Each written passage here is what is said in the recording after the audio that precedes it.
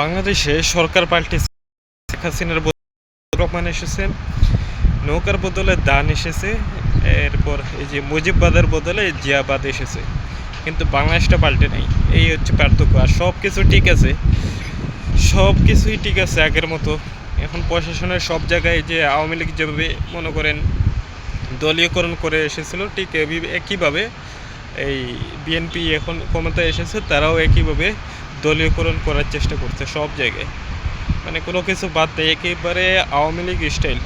মানে এই যে এতগুলো জুলাইয়ে এতগুলো মানুষ প্রাণ দিল, কী লাভ হইলো? কিছুই তো লাভ হইলো না। বাংলাদেশেও কোনো চেঞ্জও হলো না, চেঞ্জ হবে না। এই দেশের মানুষের কোনো চেঞ্জই হবে না। মানুষ যেরকম সরকার ওই রকম, এই হচ্ছে কথা। যাই হোক, আমাদের তো আর এই দেশের কোনো ভাগ্য নাই, ভাগ্য বদলানোর মতো কোনো কিছু নাই। মাহাথির মোহাম্মদ মালয়েশিয়ার প্রধানমন্ত্রী ছিলেন, তিনি যেভাবে তার দেশকে এগিয়ে নিয়েছিলেন, এরকম কেউ আমাদের দেশে আর হবে না। কেউ আমাদের দেশে আর জন্ম নিবে না। সবাই যেই দলই আসুক, সবাই নিজের পকেটটা বাড়ি করে নিজের অবস্থা দেখে, আর কিছু না। দেশের অবস্থা দেখার মতো কেউ নেই। কারণ আমরা এই যে বাংলাদেশের মানুষই একই রকম। এই দেশের মানুষের সবচেয়ে বড় হাসলটা হচ্ছে যে পা চারটে ভালোবাসে, তেল দিতে ভালোবাসে। নিজের অধিকার সম্পর্কে, নিজের এটা সম্পর্কে সে জানার কোনো চেষ্টা করে না, সে জানতে চায় না। নিজের নিজের দেশটা যদি বাঁচতে পারে, তাইলে সবাই বাঁচতে পারবে এইটা। কিন্তু দেশের মানুষ হচ্ছে এই যে পা চাটতে বা তেল দিতে, এটাই সবচেয়ে বেশি পছন্দ করে। এর জন্য এই দেশের এই অবস্থা। যাই হোক, এখন যে কথা হচ্ছে, এই যে সুরঞ্জিত, আওয়ামী লীগের সাবেক মন্ত্রী সুরঞ্জিত সেনগুপ্ত, তো ওনার যে একটা 2006 সালে ওনার যে হত্যা মামলার একটা মামলা ছিল, সেখানে বিএনপির কয়েকজন এবং জমিয়তের একজন নেতা ছিলেন, তাদেরকে এই অপরাধে মামলা দিয়ে তারপরে যে বিভিন্ন হয়রানি করা হয়েছিল। যাই হোক, সেটা আওয়ামী লীগের ওই সময়ে। তো এই মামলায় দেখা গেছে, মনে করেন বিএনপির সবাই ছিলেন এবং জমিয়তের একজন ছিলেন, জমিয়তের নাইম ভাই, সম্ভবত হাফেজ নাইম ভাই, তো উনি ছিলেন।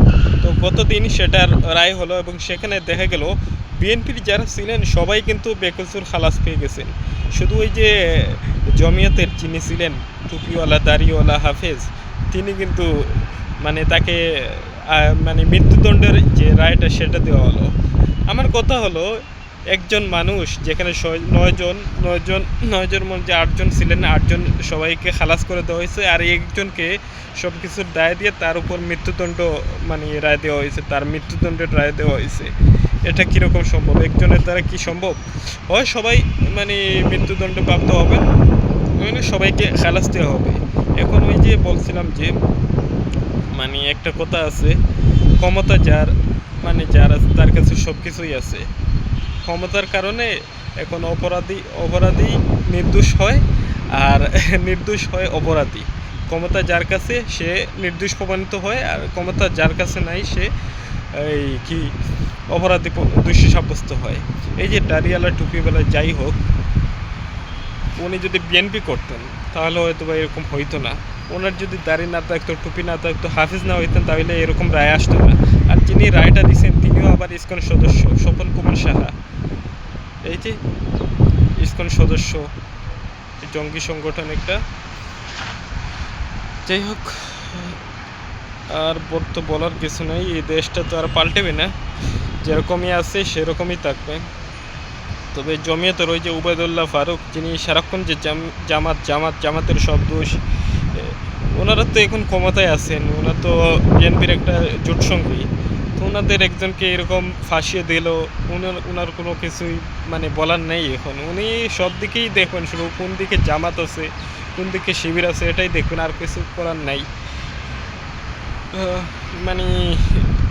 এই যে যারা খালাস পেয়েছেন, বর্তমান মন্ত্রী আরিফুল হক চৌধুরী, সাবেক মন্ত্রী এই লুৎফর রহমান বাবর, জিকে ঘোষ, এরা কিন্তু বিএনপির একনিষ্ঠ তারা নেতা বলা চলে, একজন নেতা একজন। এদেরকে এই যে ক্ষমতার কাছে এখন বিচার পরাজয়, এই হচ্ছে ক্ষমতার কাছে বিচার যে কার্য, এটাই হচ্ছে এখন যদি একটা জিনিস যে জুলাই সনদ যদি বাস্তবায়ন হতো, সুষ্ঠু নিরপেক্ষ বিচার হইতো, আমার কাছে মনে হয় না যে এইরকম বিচার এইরকম কিছু হইতো। তো তারপরে যে জিনিসটা প্রশ্ন, সবাই খালাস পেলেন কিন্তু ওই হাফেজ যিনি দাড়িওয়ালা টুপিওয়ালা নাইম ভাই, তাকে একাই দোষী সাব্যস্ত করা হলো। একাই কি তার পক্ষে সম্ভব সব কিছু? আমার তো আর বলে কিছু লাভ নাই, তারপরও বলতেছি, কারণ দেশটা তো এখন চেঞ্জ হওয়ার কিছুই নাই। তারেক রহমানকে সবাই ভালো ভালো বলে, উনি ভালো ভালো দেখাচ্ছেন, কিন্তু ভিতরে যে উনি কতটা ওই যে এগুলো হচ্ছে, এগুলো কি তার নির্দেশ ছাড়াই হচ্ছে? নিশ্চয়ই তার হাত আছে। তার হাত ছাড়া তিনি দলের চেয়ারপারসন, দেশের প্রধানমন্ত্রী, উনি মানে দেখছেন না এগুলো? উপরে উপরে ভালো ভাবসাব দেখালে কি হবে? যাই হোক, আর কিছু বলবো না। তারেক রহমান উনি ওনার মানে ভালো ব্যবহারটা দেখে যান, আর ভিতরে ভেতরে ওই এরকম জিনিসগুলো প্রশাসন নিয়ন্ত্রণ করুক, দলীয়ভাবে নিয়ন্ত্রণ করুক, দলীয় দ্বারা করতে থাকুন। ওনার ব্যবহারটাই হচ্ছে এরকম যে উনি উপরে ভাবসাব, ভালো ভাবসাব ব্যবহার, আর ওইদিকে যা করার করতে, মানে আওয়ামী লীগ যেরকম করে গেছে ওই রকমই করে যাবেন।